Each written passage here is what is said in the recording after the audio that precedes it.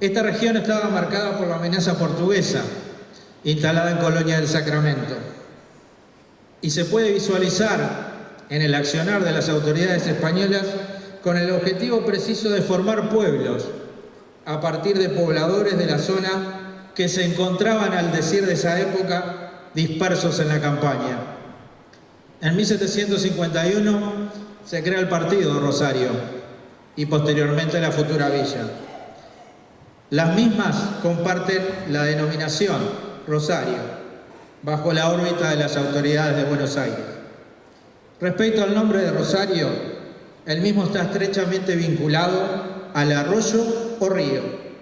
Por lo tanto, la pregunta que podemos hacer: ¿quién o quiénes le otorgaron ese nombre? Y la denominación aparece tanto en fuentes españolas como en portuguesas, tanto en documentos escritos como en mapas, y está cargada de un fervor religioso. La descripción de esta jurisdicción da cuenta de la trascendencia de este espacio en ese pasado, pero también en el presente, ya que del mismo surgieron ciudades como Nueva Albesia, Valdense, Miguelete, Tarariras, Juan Lacase, Florencio Sánchez, Villa La Paz y Cufré, sin olvidarnos de toda la franja costera sobre el Río de la Plata. Este proceso fundacional que estamos conmemorando, por lo tanto, no solo atañe a los rosarinos, y me permito tomar el concepto del profesor Omar Moreira, el gaucho para los amigos, en relación a mirar estos acontecimientos no solo como parte de las historias locales, sino también como un fragmento de la historia de la microrregión este de Colonia, de la que todos somos parte. En la conformación de la villa jugarán un papel vertebrador el binomio constituido por la Guardia Militar y la capilla. Empecemos por la Guardia, llamada Guardia del Rosario, o también conocida como la Guardia Vieja. Se instaló a principios de la década de los 60 en el paso real del río Rosario, en las inmediaciones de lo que hoy conocemos como Molino Quemado, junto a la estancia del Rey. En 1761 ya estaba instalada la estancia del Rey, comprobada por la existencia de fuentes documentales fechadas en ese año por el alcalde de lo que se denominaba en ese momento el Pago de Rosario, don Domingo Guzmán, en que da cuenta de estar asentado en este Rosario. El espacio que se extendía hasta la costa del Río de la Plata se conocía con el nombre de Rincón del Rey, resguardo de la caballada para las fuerzas militares de la corona. En lo que respecta a la constitución de la parroquia, el obispo de Buenos Aires, don Manuel Antonio de la Torre, realiza una visita a esta región entre noviembre de 1772 a marzo de 1773, hace más de 200 años, observando con preocupación una escasez religiosa y decía, para el pasto espiritual de tantas almas, y en especial el partido llamado del Río Rosario, planteando la necesidad de la construcción de una capilla en ese partido, sugiriendo el nombramiento de don Benito Erosa, vecino de ese partido, con estrechos vínculos con Buenos Aires, como mayordomo ecónomo. Otro de los mitos que fuimos repitiendo a través de los años fue el relacionado a la primera capilla, que fue definida como una humilde capilla. La historia con mayúscula es una ciencia dinámica que se reconstruye con nuevos aportes e investigaciones.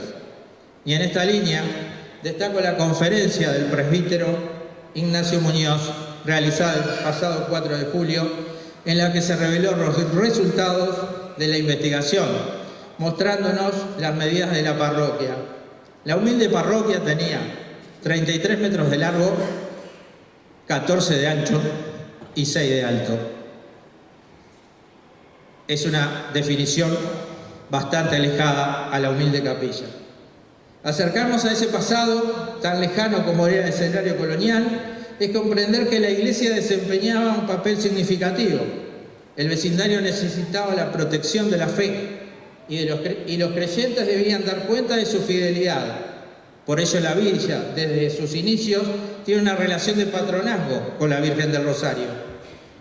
Tal es la relación capilla-villa, que en octubre de ese año se presenta Erosa ante el gobernador en Buenos Aires para dar cuenta del avance de las obras de la parroquia, solicitándole la erección de la villa que llevaría el nombre Nuestra Señora del Rosario. Con estos insumos, el Cabildo de Buenos Aires, bajo cuya jurisdicción pertenecíamos, da su aprobación a la solicitud, elevada por el vecindario. El corolario a esta primera instancia se cierra. ¿Cuándo se cierra? El 24 de enero de 1775, momento en el cual el gobernador Bertis, en un día caluroso de enero, debemos suponer, otorgaba la autorización para que a los vecinos se le concedan los terrenos necesarios para la construcción de casas, plaza y ejido. Nace desde un punto de vista del derecho la villa Nuestra Señora del Rosario. Es así que la villa tiene el privilegio de surgir desde un punto de vista jurídico bajo la autorización de Buenos Aires en 1775 y en lo concerniente a la concreción de los repartos de solares en 1810 bajo el patrocinio de Montevideo, con una influencia marcada de vecinos españoles que son los que hacen las gestiones.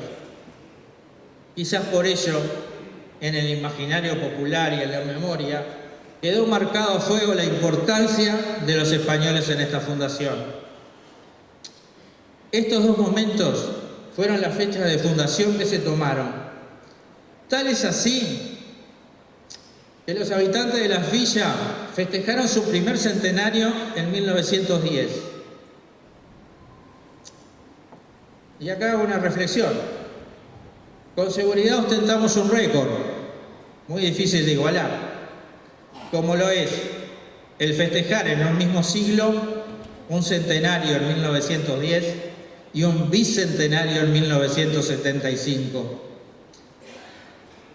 En este sentido, es imposible en este momento, no lo puedo hacer, no recordar a quien rescató y por el cual estamos acá hoy, 24 de julio. Quien rescata ese 24 de enero como fecha fundacional es el escribano Francisco Barredo Yugay.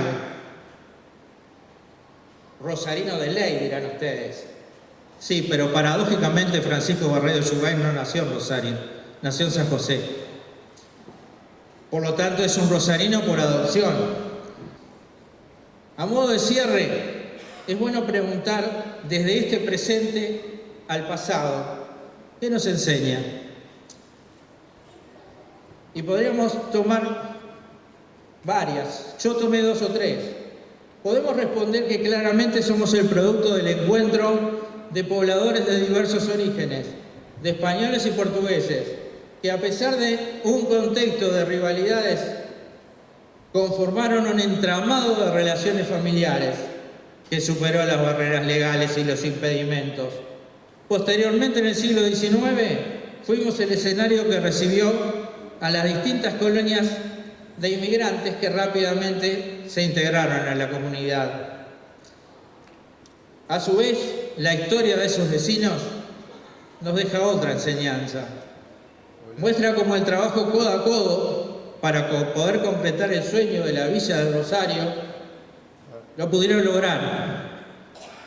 Y este presente nos desafía con el compromiso de caminar juntos hacia los 250 años.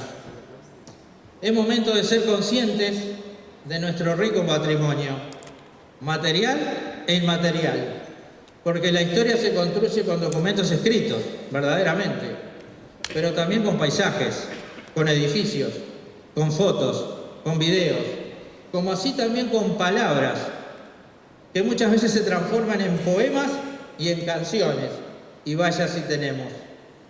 Con la memoria viviente, que no se puede perder, y que marca huellas profundas en la historia local.